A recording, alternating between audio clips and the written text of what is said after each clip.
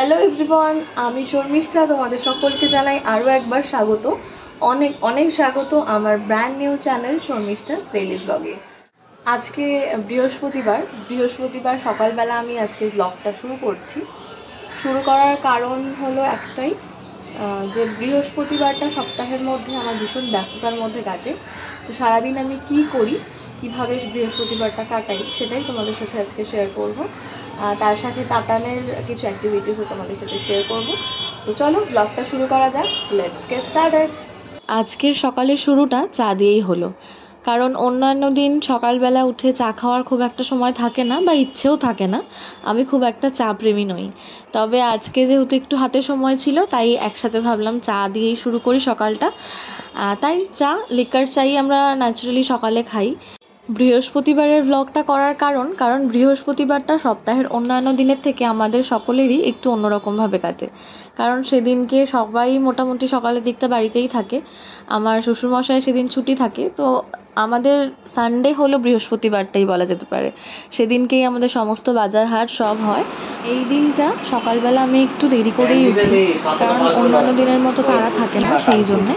তো সকালে উঠেই দেখতেই পেলে চা দিয়ে শুরু করলাম। আর এখানে আমাদের তাতান দুষ্টুমি শুরু করে দিয়েছে অলরেডি। ও নিজের খাবারটা তো কোনোদিনই খায় না, তবে আমরা যাই খাই সেটাই ওর লাগবে। বকু খাচ্ছ? কি খাচ্ছ গো? বকু খাচ্ছ? হ্যাঁ, বকু খাচ্ছ বাবা।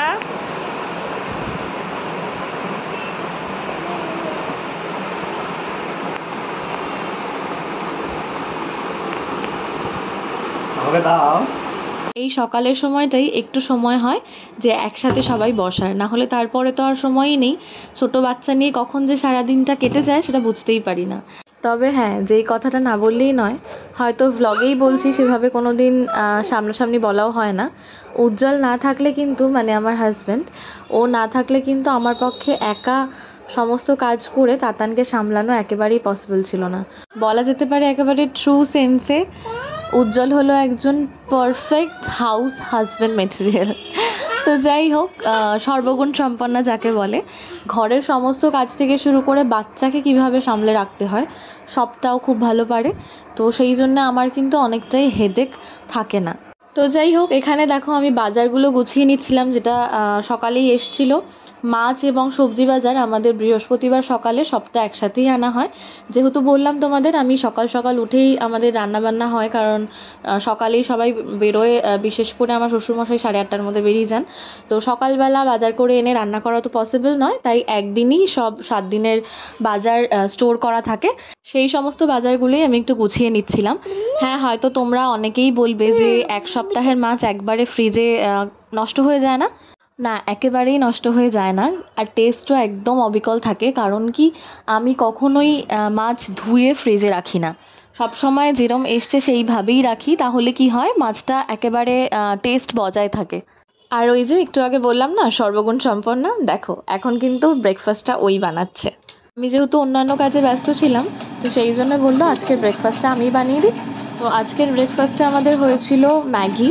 তো একদম পাহাড়ি স্টাইলে ম্যাগি উজ্জ্বল ভীষণ ভালো বানায়, তো ওই সবটা নিজেই কেটে কুটে নিজেই রান্না করছিল। তো যাই হোক, আমি বাকি কাজগুলো সামলাচ্ছিলাম, ওদিকে সবজি কাটা, তারপরে দুপুরের রান্নার দিকটা একটু আমি দেখছিলাম। এইভাবেই দেখবে, দুজনে মিলে যদি মিলেমিশে কাজ করা যায় সংসারে, কিন্তু শান্তি অনেকটাই বজায় থাকে, আর কারোর একার ওপর কিন্তু বার্ডেন হয় না। আমাদের সকলেরই বৃহস্পতিবারের একটু রুটিনটা বেসামাল থাকে, কারণ যেহেতু অন্যান্য দিন একটু সকালে উঠি, আমি বৃহস্পতিবারটা একটু দেরি করে উঠি ঘুম থেকে, আর সেই করতে গিয়েই আমার দেরি হয়ে যায়। আমি জানি এটা একদমই উচিত নয়, তবে আমি চাইলেও পারি না, কি করব। তো যাই হোক, ইতিমধ্যেই রেডি হয়ে গেছে আমাদের সকালের ব্রেকফাস্ট ম্যাগি। এই ম্যাগিটা খেয়ে আমি লেগে পড়েছিলাম দুপুরে রান্নাবান্নার কাজে। তো হয়ে গেছে আমার রান্নাবান্না কমপ্লিট। সকাল থেকে উঠে ভেবেছিলাম পুজোটা দিয়ে শুরু করব, তবে সেটা আর হয়ে ওঠেনি।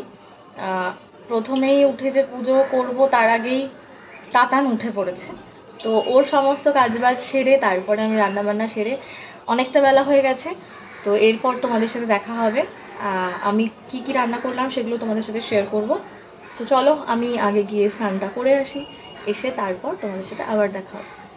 বৃহস্পতিবারের দুপুরের লাঞ্চে আমাদের ছিল সাদা ভাত, তার সাথে ছিল শাক ভাজা, এটা কলমি শাক ভাজা রসুন পেঁয়াজ দিয়ে, তার সাথে ছিল আলু বটবটি ভাজা, আর সিম্পলি মাছের ঝোল, এটা ছিল কই মাছ।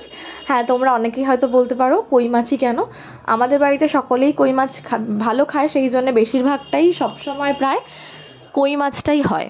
আর আমাদের বৃহস্পতিবারে দুপুরের মেনুটা এরকম সাদামাটার ওপর দিয়েই যায়, যেহেতু বললাম সময় ভীষণ কম থাকে হাতে। দুপুরে খাওয়া দাওয়ার পর তাতানকে আমি ঘুম পাড়িয়ে দিই, তো ঘুম থেকে উঠলে বিকেলে আমরা দুজন একটু ছাদে যাই, এটাই আমাদের বিকেলের রুটিন। তো যাই হোক, তোমাদের আজকের ব্লগটা কেমন লাগলো অবশ্যই কিন্তু কমেন্টে জানাতে ভুলো না। তোমার আমাদের ডেলি ব্লগ ভাল লাগে নাকি রান্নার ব্লগ, সেটাও জানিও অবশ্যই। চ্যানেলে নতুন হলে অবশ্যই চ্যানেলটাকে একটু সাবস্ক্রাইব করে নিও। দেখা হবে নতুন একটা ব্লগে, সবাই খুব ভালো থেকো। Thank you for watching.